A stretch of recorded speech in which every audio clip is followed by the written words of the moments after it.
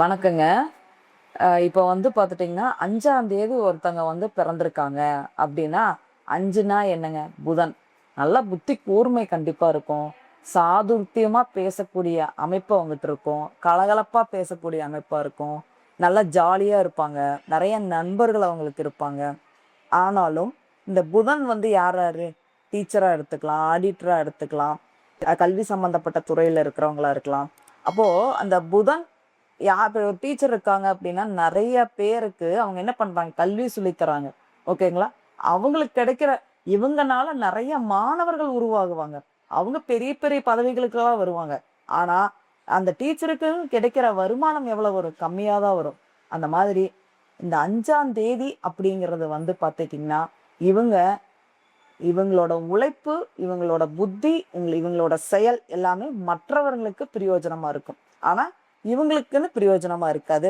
ஆனா, நல்ல நிர்வாகத் திறமை நிச்சயமாக இவங்களுக்கு இருக்கும். ஆனா, இவங்க நெறைய பேர் கேட்குறாங்க, "நான் சொந்த தொழில் பண்ணலாமா?" அப்படின்னா, கண்டிப்பா பண்ணக்கூடாது. உங்க உழைப்பு, உங்க புத்தி, உங்க முயற்சி, உங்க செயல் இத வச்சு நீங்க ஜெயிச்சுக்கணும். சரியா? நீங்க முதலீடு போட்டு தொழில் பண்ணணும்னு நெனைக்காதீங்க. உங்கனால கண்டிப்பா என்ன பண்ணலாம்? உங்களோட முயற்சி மூலமாகவும், உங்க புத்தி மூலமாகவும் சாதுரியமாக செயல்பட்டு நீங்க வெற்றி அடைய முடியும்.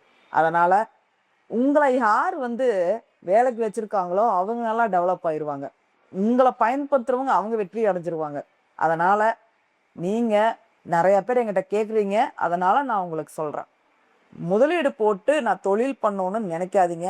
அது பண்ணுனீங்க அப்படின்னா, அது கண்டிப்பாக ஏன்னா முதலீடு போட்டு நீங்க பண்ணக்கூடாது. உங்களோட உழைப்ப வச்சு வச்சு, உங்களோட புத்தி வச்சு, உங்களோட முயற்சி வச்சு தான் நீங்க ஜெயிக்க முடியும். அதனால உங்களுக்கு என்ன தெரியுமோ, இப்போ ஒரு கம்பெனில 2 பேர் சேர்ந்து பண்றாங்க. இல்ல உங்க குடும்பத்தார வச்சு நீங்க என்ன பண்ணலாம்? நீங்க நிர்வாகம் பண்ணலாம். சரிங்களா? அப்படின்னா தான் நீங்க ஜெயிக்க முடியும். உங்க பேர்லயோ, இல்ல நீங்க முதலீடு போடாதீங்க. கண்டிப்பா உங்களுக்கு ஜெயிக்கக்கூடிய அமைப்பு உங்களுக்கு கண்டிப்பா இருக்கு. ஏன்னா, யாருகிட்ட எப்படி பேசணும், எப்படி ஜெயிக்கணும் அப்படிங்கிறது எல்லாமே உங்களுக்கு தெரியும். சரிங்களா? ஏன்னா, புதன்னா என்ன? புத்தி கூர்மை. சரிங்களா? சாதுரியம், மார்க்கெட்டிங். சரிங்களா? அதனால எல்லா திறமைகளும் உங்களுக்கு இருக்கு. முதலீடு மட்டும் போட வேண்டாம். உங்களால ஜெயிக்க முடியும். சரியா? அதனால இந்த பதிவு 5ஆம் தேதி பிறந்தவங்களுக்கு எல்லாரும் பார்த்து என்ன பண்ணுங்க? முதலீடு பண்ணணும் அப்படிங்கிற எண்ணத்த விட்டுட்டு, நீங்க என்ன பண்ணலாம்? உங்களோட புத்திய வச்சு எப்படி ஜெயிக்கலாங்கிறத நீங்க பாருங்க. சரியா? நீங்கள் வெற்றி அடைய என்னுடைய மனமார்ந்த வாழ்த்துக்கள். அனைவருக்கும் நன்றி.